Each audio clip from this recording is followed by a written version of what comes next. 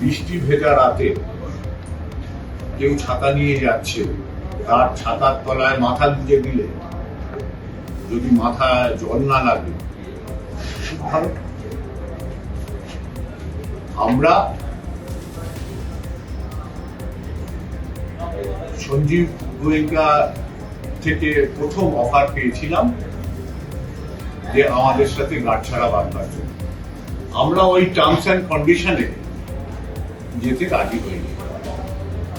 তার কারণ যে আমরা ওই পার থেকে এসছি একবার জেনারেট হয়ে, এসে এই উদ্বাস্তুর ক্লাব যারা রক্ত দিয়ে তৈরি করেছে তাদের থেকে হস্তান্তর করে কাউকে দিয়ে দেবো, এটা আমরা হতে দিতে চাইনি। তার জন্য ওনাদের সাথে আমরা এগ্রিমেন্টটা করি। ওরা তাদের সভ্য সমর্থকদের জন্য এগ্রিমেন্টটা প্রকাশ্যে এনে দেখা। সেখানে কোন ক্লাবে 22 হোক আর 10 বছর হোক তারা ধারাবাহিকভাবে ট্রফি পেয়ে গেছে? পৃথিবীর কোন ক্লাব নেই। ব্যর্থতা একটা সাফল্যের অঙ্গ, সেটাকে অবজার্ভ করতে হয়, পেশেন্সলি নিয়ে যেতে হয়, হার্ড ওয়ার্ক করতে হয়, মাটিতে থাকতে হয়।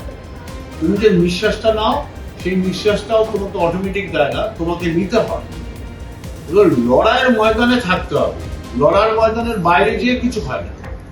আমরা লড়াইয়ের ময়দানে ছিলাম, আছি, আগামী দিনেও থাকবো। অস্কার বুজো আসবে, গোয়াতে গেছে, এসে কথা বলতে বলেছে ম্যানেজমেন্টের সাথে, দেখা যাক। তবে আমরা অতি আগ্রহী অস্কার বুঝে যেতে থাকি।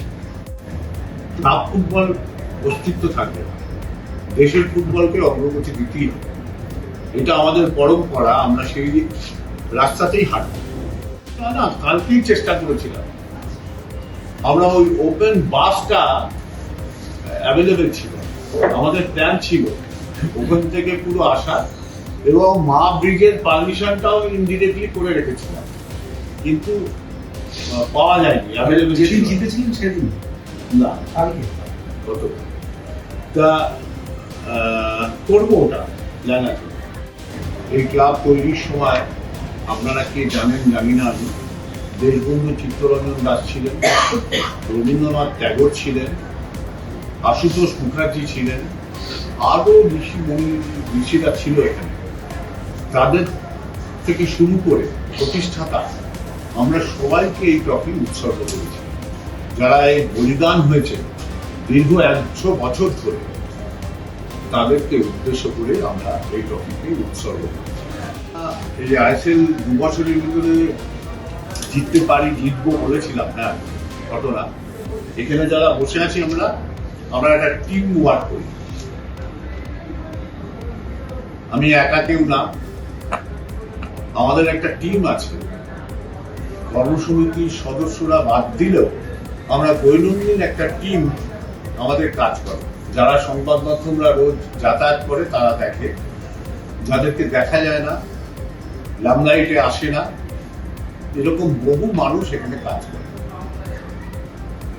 আমরা বিশ্বাস করতাম যে আমরা সবাই মিলে একসাথে যদি কাজ করি এর সাফল্য পাব। যেমন ইমামের সাথে আমরা কাঁধে কাঁধ মিলিয়ে আমরা একসাথে কাজ করেছি। কোনো চলার পথে কখনো কখনো কোনো কিছু নিয়ে ত্রুটি থাকে, প্রত্যেকটা পরিবারে আছে, তো সেটা একটা আলাদা সাবজেক্ট। কিন্তু আমরা স্টিল টুডে আমাদের কোনো মতান্তর হয় না, যেখান থেকে আমাদের প্রত্যাঘাত আসতে পারে। এই শক্তিটাই আমাদের কাজ করেছিল। প্লাস এই বছর বিশেষ করে আমরা বিভাস আগরওয়াল, সন্দীপ আগরওয়াল,